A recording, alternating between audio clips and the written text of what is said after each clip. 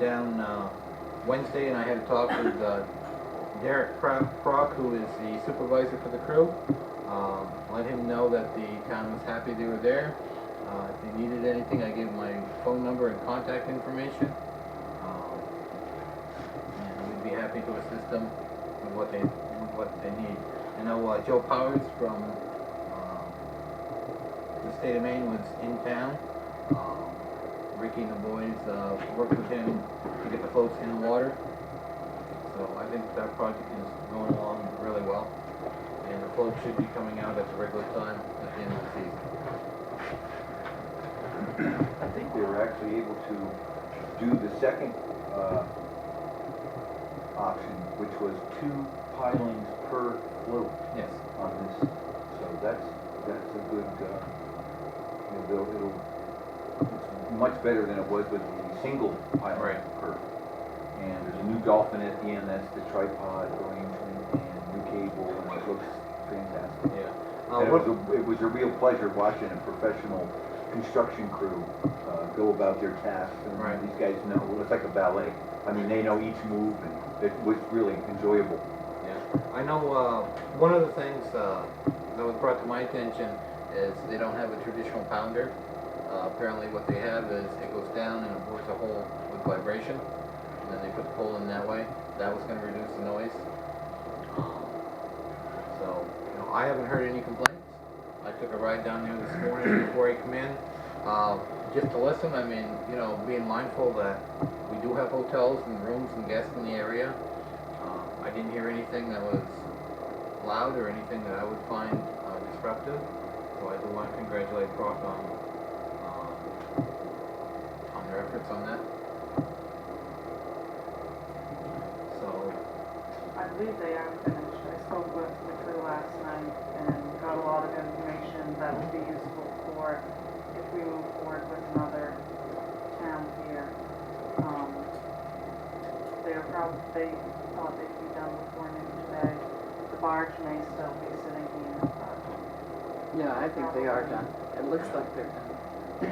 I think they're just. it was almost this last night, yeah. and they finished work before 7. Like I said, I mean, they were planning on coming in August 1st and being done by the 9th, but they've really stepped up to the task. I mean, if they're looking for me to done today, tomorrow, then they've really done a good job.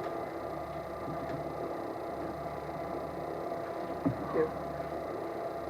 Going under new business, it's a reminder that the annual town meeting, the municipal election will be August 6th at the school cafetorium. Repeating what Maureen said, we encourage members of the community to get out and vote, and because this is their budget, we work for them, and the more people that you get out, the better it is. Yeah, you just said it, everything's at the school, that's not, that's what you finished. The actual election is up here at the town office. We've got the voting booths all set up. And that is from 8 to 6. Okay. And then 6 8 p.m. to 6. Not like November elections, which are later. Right. Have until 6. 6 p.m. And then we will be going down to the school, and that will begin at 7 o'clock in the business meeting. So 8 in the morning till 6 p.m. for voting. And 7 until the finish for the business meeting. Okay. Peter, I'll ask you to. Peter Boyce is the chairman of the revolving loan fund. We're out of order. We discussed having the revolving loan update the selectmen on a yearly basis as to the portfolio. The revolving loan is the tool that the town has to assist local businesses in economic development. Thanks for coming up. Thank you for having me. You have in front of you a letter from the revolving loan fund. I'll read it for the public more than anything, I guess. You guys probably already read it. Lubec Revolving Loan Fund completed another year assisting local businesses in Lubec. The portfolio stands at $304,413 in 18 active accounts. Not to interrupt, but we talked today that we were going to update that. Okay, Yeah. Here's the there we update. go. And we accused Tabitha of bringing it the last minute. Yeah, anyway, okay, $302,820 in 18 active accounts. Cash available to lend is $84,880. This is a combination of FAME, FAME, and RLF Capital. Now, the FAME is state money that goes through the revolving loan fund. Loans are available up to $50,000 for up to 96 months at 6% interest. Applicants must have a sound business plan, security for the loan, and equity in the business. In the past year, 5 accounts were paid in full. These accounts included both fishermen and retail businesses. 2 loans were added. One was to refinance an existing client, and another was a new one. 4 jobs are supported by these new accounts. The RLF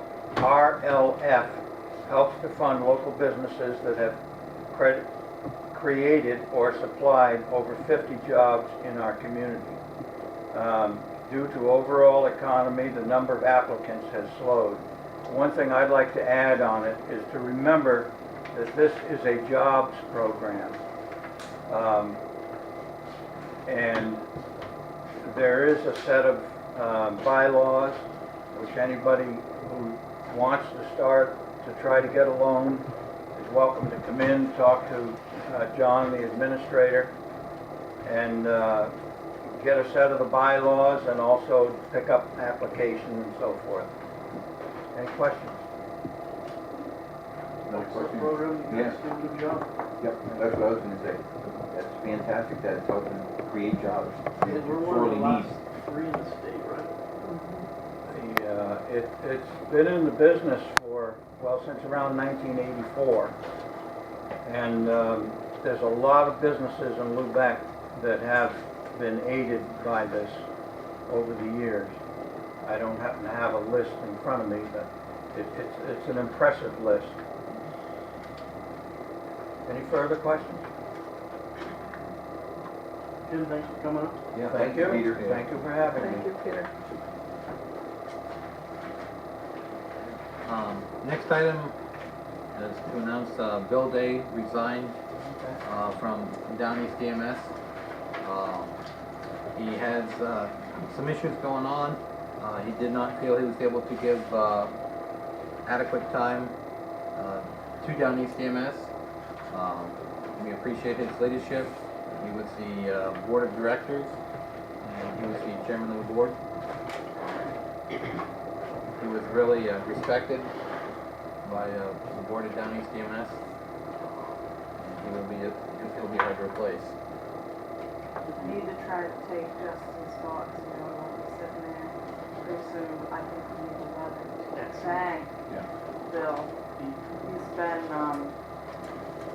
a very good advocate for the services and especially our interests, and in all the issues that have been going on in the last few years to help turn Down East DMS around, and he's played a vital part in that.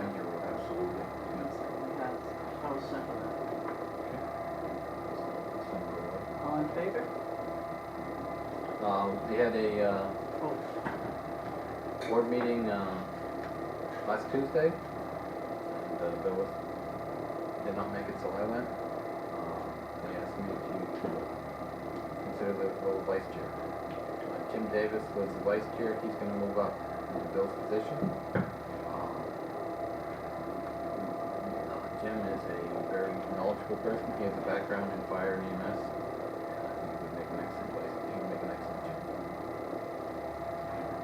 can't speak for the board, but I encourage you to go for the vice chair position. John has been very active with Down East EMS and has been acting as their treasurer for the last couple of years. Yes, and I've since, that was a position that I had to resign.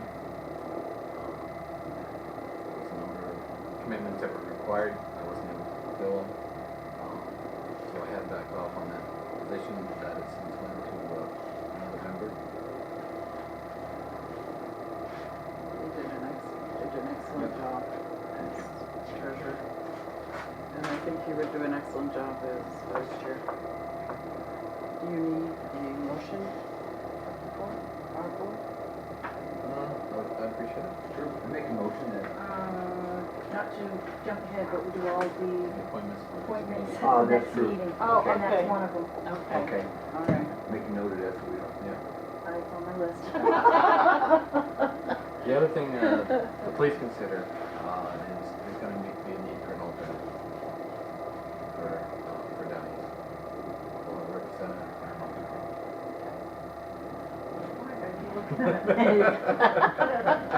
Pretty obvious. I can't count how many boards I'm on.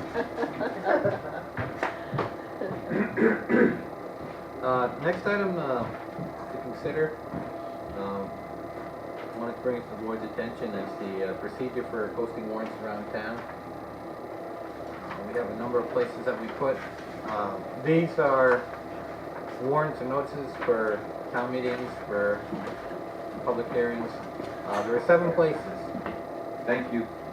Thank you, Peter. Thank you, And we Peter. had it. Some of the places there that we might want to consider updating, Fitzhenry Store on the corner of Boot Cove and Dixie Road. The former North Lubec Post Office, the former Lawrence's store. These go up and they're just posted on the door. These used to be places where people gathered. These businesses are no longer open to the public. These two are posted outside and they don't sell. No. What about this one at the high school, in the former high school?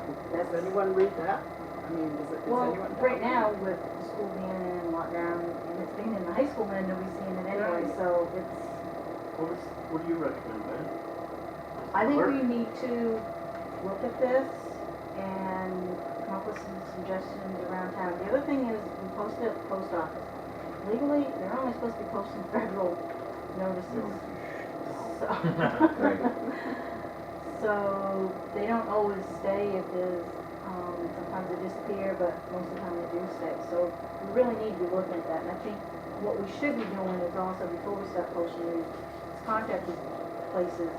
McFadden's, I'm not sure where they post it out there, if they have a bulletin board. Maybe it's something we need to purchase a bulletin board to put this if they're agreeable to that. That might work in several locations if we offer a bulletin board, but as I've observed at the IGAs, it gets crowded at the busy time of the year, and you can go in and put up a notice that you want the public to see, and someone comes in with a notice for a tag sale and puts it right over it. Top of it. So if we offer that, then we need to explain that we'd like to have it so that would be exclusive public notice of official town business bulletin board. So, and of course, our next meeting is going to be the one with all the appointments, which is a busy and long night. So we really need to table this until maybe the first. It's just something for you guys to be thinking Yeah, about, yeah, so yeah. that it's something Maureen and I discussed years ago when she was town administrator, and we try to get back to find out the laws on it and everything else, and Can we do it ourselves? We have to. yes, we can.